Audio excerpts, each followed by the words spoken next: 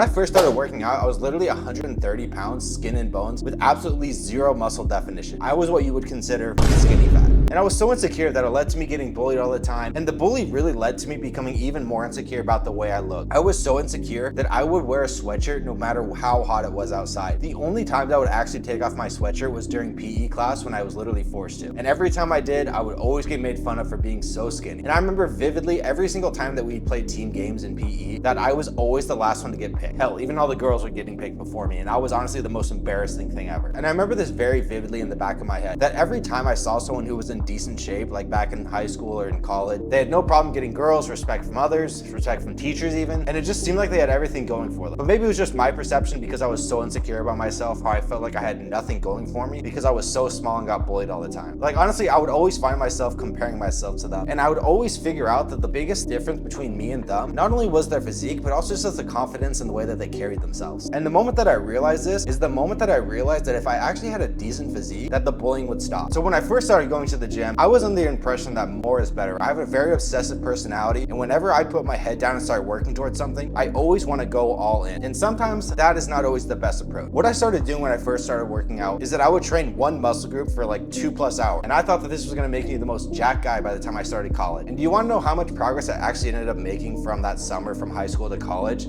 Zero. I was still skinny. I would still wear sweatshirts all the time, despite me putting in the work hours and hours every single day in the gym. So after months and months of me putting in the work and not making any progress, I started to do some more research, and I found out the processes of bulking and cutting. When I first learned that building muscle requires you to be in a slight calorie surplus, knowing me, just what I mentioned earlier, how I was very obsessive, how I always thought more was better, I did a dirty bulk. And I dirty bulked from 130 pounds, like I mentioned earlier, to 200 pounds. And yes, I got bigger, yes, I got stronger, but I also put on a lot of fat. So I will say it was a nice change from being super skinny to actually having the ability to fill out some sleeves, to not have to wear a sweatshirt all the time, even though I feel like I had a gut, I had some love handles. So I definitely knew I needed to change something, because obviously I don't want to be fat. So it was time for me to start my first cut. And me, with that same mentality that more was better, I did a crash diet. And did it work? Yeah, I did. But was it sustainable? Was it enjoyable? Hell no. But it was after my first bulking cut that I actually had a somewhat decent physique. I had a six-pack, I had decent shoulders. People could tell that I was actually starting to hit the gym, and my life did definitely change for the better. So after making damn near every mistake in the book that you can imagine over the last 8.5 years that I started working out, here's where I am now at 203 pounds, completely shredded. Pretty big difference if you ask me. So in this video, I'm going to be going over 3 things that I've learned, as well as a bonus at the end, on how to work smarter, not harder, and just overall be much more efficient with your time. The age that I started working out and really started prioritizing the gym was when I was 18, so right when I was coming out of high school. Also, what happened when I was coming out of high school was that I started working full-time and I was going to college full-time. So I was trying to balance so many different things at once. And I'm not going to lie, there were so many moments where I was so inconsistent just because I felt like I had zero time to do anything other than work,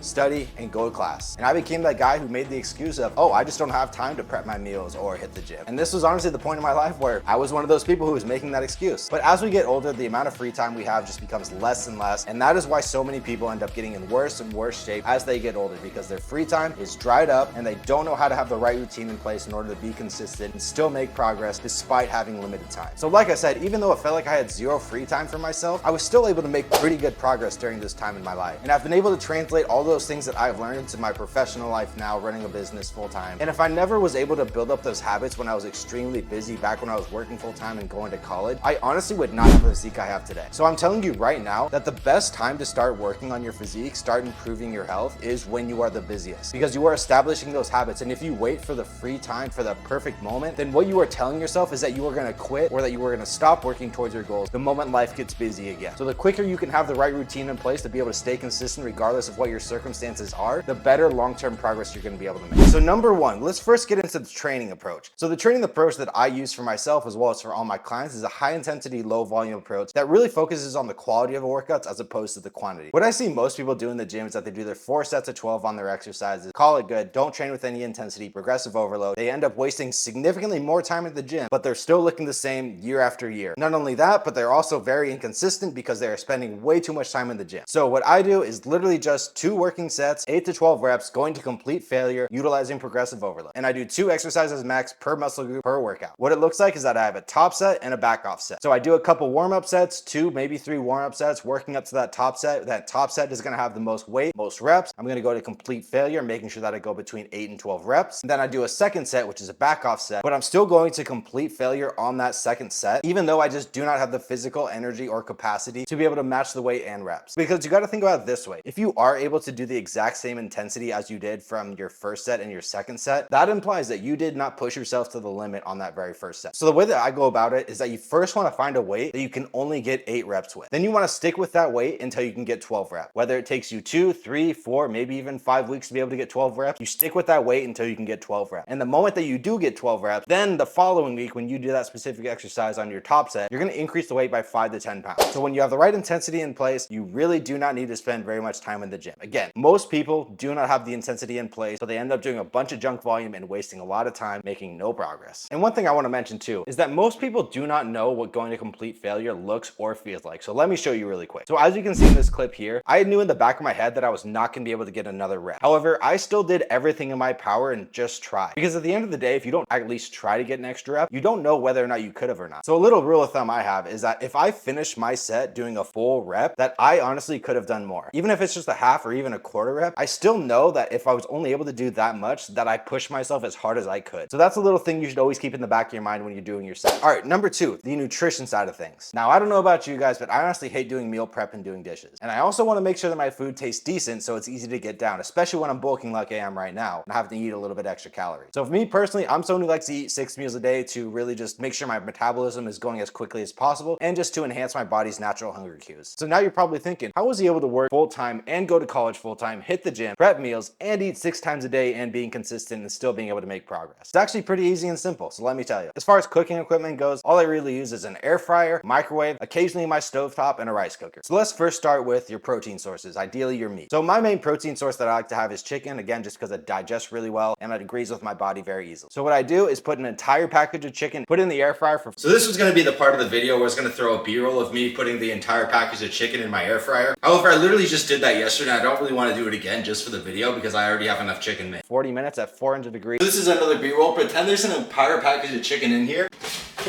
So it goes in the air fryer at 400 degrees for 40 minutes. Throw a little seasoning on it and call it good. Then while that's cooking, I'll go do something else. Since I usually cook my meals in the morning, I'll go take a shower, I'll do my morning routine, sometimes even have my breakfast. And by the time I'm done and I'm ready to actually get my chicken ready, my chicken is all cooked just fine and it's ready for me to either dish out or put in big Rubbermaid containers. So when the chicken's done and out of the air fryer, I let it cool for a little bit and then put it in a big Rubbermaid container just like this. Then I just dish out of it when I need my chicken. And I eat a lot of chicken, and an entire package of chicken honestly only lasts me like a day and a half max. So really to do my chicken, it only takes me like maybe 5-ish, maybe 10 minutes max. Because like I said, put seasoning, put it in the air fryer, go do something else, come back, it's all ready for you. You just have to dish it up into a big Rubbermaid container and then dish out of that Rubbermaid when you are needing to get your chicken or whatever protein source that you pick. For my rice, it's even easier. So I just use a rice cooker. I'll throw a big portion of rice in there, throw some water in it, turn it on, and call it good. In kind of the same situation with my rice, I literally have rice getting cooked right now.